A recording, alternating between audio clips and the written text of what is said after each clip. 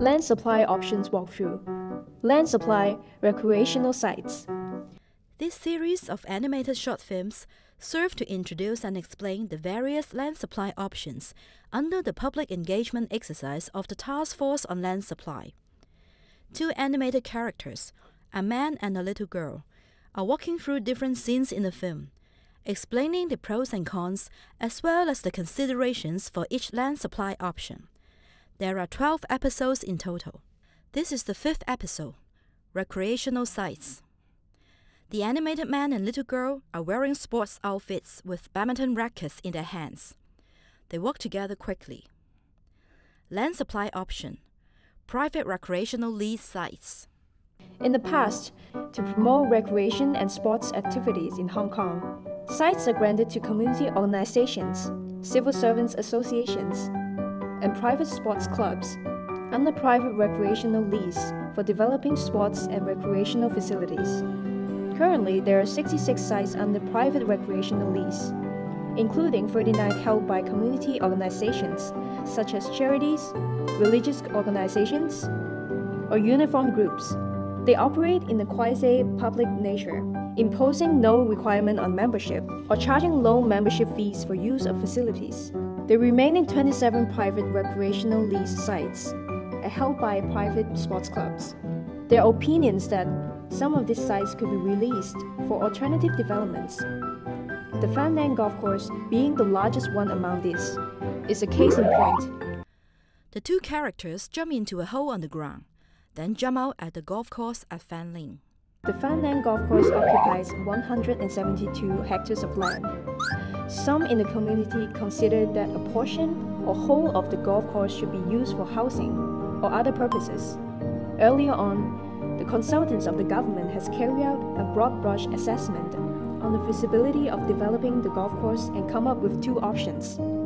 Maps of golf course at Fan Ling with development extent of options 1 and 2 appear.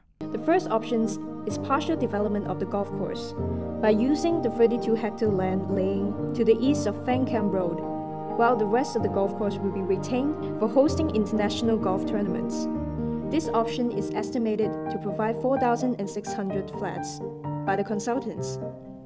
As only some improvements of the existing infrastructure and roadworks are needed, this partial development option may be capable of providing land in short to medium term. The other option would be full development option, under which the consultant estimated the entire golf course will be converted to housing, commercial, and community uses, thereby providing some 13,200 flats as a ballpark. Since such development requires substantial upgrading of infrastructure facilities and should tie in with the development in the New Territories North, this full development option could only be regarded as a land supply option in the medium to long term. The development of Fan Nan Golf Course, if pursued, requires consideration of many other factors. These include the golf course contribution to sports development, the possibility of relocation and reprovisioning the historical building cluster, and the many trees at the site. Hence, some in the community have suggested keeping the Fan Nan Golf Course or to consider opening up part of the site as public sports or recreational facilities. Land supply option, sports and recreational facilities. The two characters continue to walk past various sports and recreational facilities managed by LCSD. For example, swimming pool and sports halls. A suspended giant tongue appears from the sky, lifts up a recreational building, and places it onto the ground next to it, representing relocation. Then, it lifts up another recreational building and places it on top of the other recreational building, representing consolidation. The two characters continue to walk forward and see the topside development above several recreational buildings. Besides sites under private recreational lease, there are a total of 95 sports and recreation venues managed by the Leisure and Cultural Service Department, each occupying an area of at least 3 hectares. Those 95 sports and recreation venues are very popular among the general public. Yet, in order to optimize land use, perhaps it would be worthwhile to consider relocation or consolidation of some of these venues.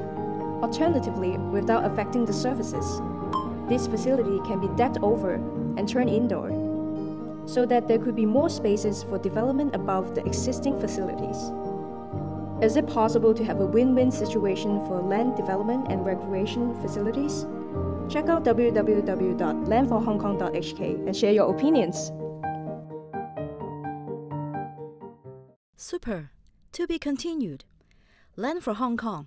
Our home, our say. Task Force on Land Supply. Website www.landforhongkong.hk. The end.